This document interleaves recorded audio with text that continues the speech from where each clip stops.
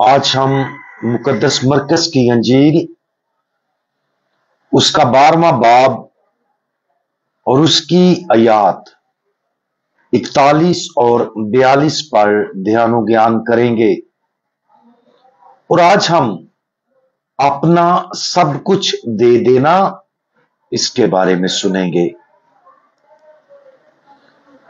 پھر یسوع خزانے کے سامنے بیٹھ کر دیکھ رہا تھا کہ لوگ خزانے میں پیسے کس طرح ڈالتے ہیں، اور بتیرے دولت مندوں نے بہت کچھ ڈالا، اور ایک کنگال بیوہ نے آ کر 2 پیسے یعنی ٹکا اس میں ڈالا۔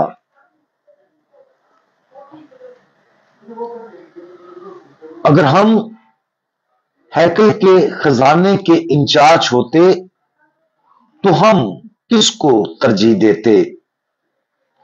دولت مند جو بہت کچھ ڈال رہے تھے انہیں، یا پھر ایک بیوہ کو جو کنگال بیوہ تھی اور جس نے صرف 2 پیسے ڈالے؟ یقیناً اس سوال کا ایماندار جواب دینا بہت مشکل ہو سکتا ہے۔ بڑی رقم سے بہت اچھا کام کیا جا سکتا ہے۔ کیا چند سکوں کی بجائے زیادہ قبول کرنا بہتر نہیں ہوگا؟ اس صورتحال میں جس مخمسے کا سامنا کرنا پڑے گا وہ ایک غلط فہمی کو ظاہر کرتا ہے جس کا ہم زندگی میں باقاعدگی سے سامنا کرتے ہیں۔ کیا تھوڑے سے زیادہ بہتر ہے؟ کیا دولت غربت سے بہتر ہے؟ کیا کامیابی ناکامی سے بہتر ہے؟ یہ سب موجود روحانی حقیقت پر منحصر ہے۔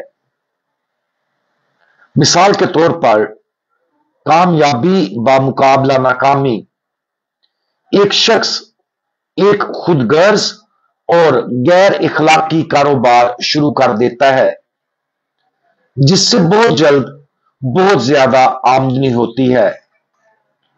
بہت سے لوگ اسے ایک کامیابی سمجھیں گے۔ ایک اور شخص نے دعا کے ساتھ خدا کی مرضی کو پورا کرنے کی کوشش کی اور کوئی اور کاروبار شروع کیا۔ برسوں کی کوشش کے بعد وہ کاروبار ناکام ہو گیا اور وہ شخص اور وہ کاروبار دیوالیہ ہو گیا۔ کون سی صورتحال بہتر ہے؟ واضح طور پر جس نے خدا کی مرضی کو پورا کرنے کی کوشش کی وہ فاتح ہے، وہ کامیاب ہے۔ کیوں؟ کیونکہ خدا کی مرضی کے ساتھ وفاداری کے روحانی پھل نے دنیاوی ناکامیوں کے باوجود دنیاوی دولت سے زیادہ قیمتی ایک ابدی خزانہ پیدا کیا۔ خدا دنیاوی نتائج کا نہیں بلکہ دلوں کا فیصلہ کرتا ہے۔ صرف دنیاوی نقطہ نظر سے در حقیقت خداوند یسوع مسیح کی زندگی مکمل طور پر ناکام تھی۔ اسے گرفتار کیا گیا، ایک بڑے جرم کا الزام لگایا گیا، مارا پیٹا گیا اور مار ڈالا گیا۔ اس کی زمینی بادشاہی جس کی اس کے بہت سے پیروکاروں کی خواہش تھی کبھی قائم نہیں ہوئی۔ جب وہ مارا گیا تو ان میں سے بہت سے لوگوں نے اسے چھوڑ دیا۔ مردوں میں سے جی اٹھنے کے بعد بھی خداوند یسوع مسیح نے کبھی زمینی بادشاہت قائم نہیں کی۔ بلا شبہ روحانی نقطہ نظر سے ابدی حقیقتوں کے دائرے میں خداوند یسوع مسیح کی زندگی لامحدود طور پر کامیاب تھی۔ اس کی موت نے मौत को ही तबाह कर दिया और उसके जी उठने ने उन तमाम लोगों को अब्दी जिंदगी में शरीक होने के काबिल बनाया जो उस पर ईमान रखते हैं। उसकी रूहानी बादशाही अब पूरी तरह अरूज पर है और एक दिन सबको दिखाई देगी। अब हम अपने असल सवाल पर वापस लौट आए। अगर हम हैकल के खजाने के इंचार्ज होते और हमें वही इख्तियार दिया जाता जिसकी तरफ खुदावंद यीशु मसीह ने अमीरों से बड़ी रकम या गरीब बेवा से 2 सिक्के लेने की तरफ इशारा किया था, तो यकीनन उन 2 सिक्कों को कबूल करना बेहतर होगा।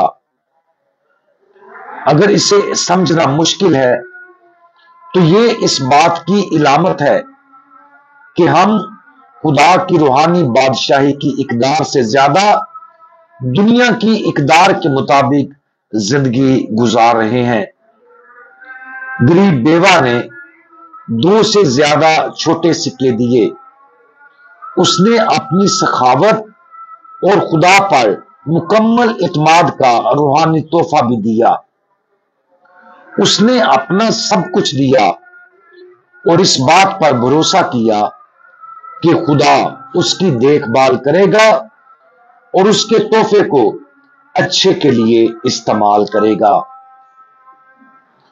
उस बेवा औरत का यह अमल किसी की दौलत से ज्यादा खुदा की बादशाही की तामीर के लिए ज्यादा फलदार है।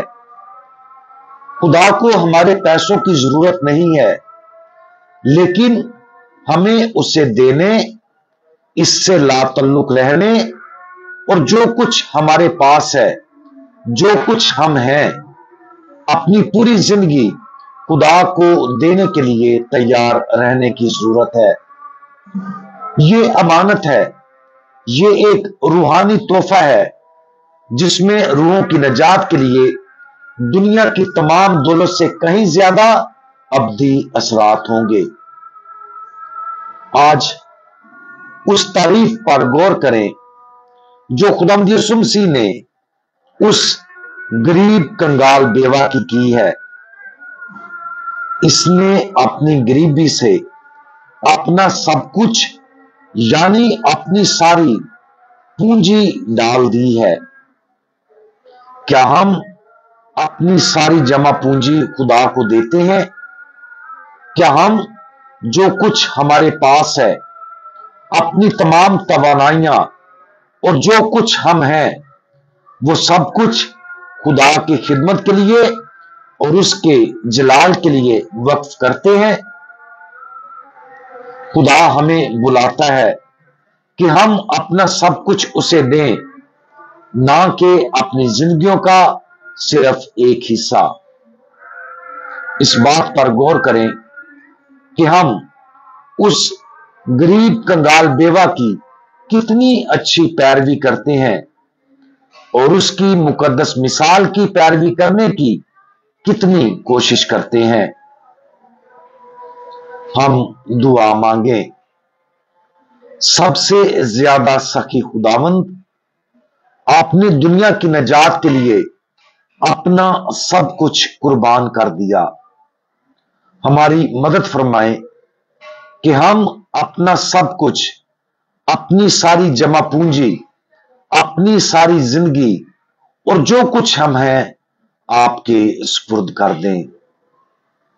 खुदावंद यीशु मसीह, हमारा भरोसा आप पर है। आमीन।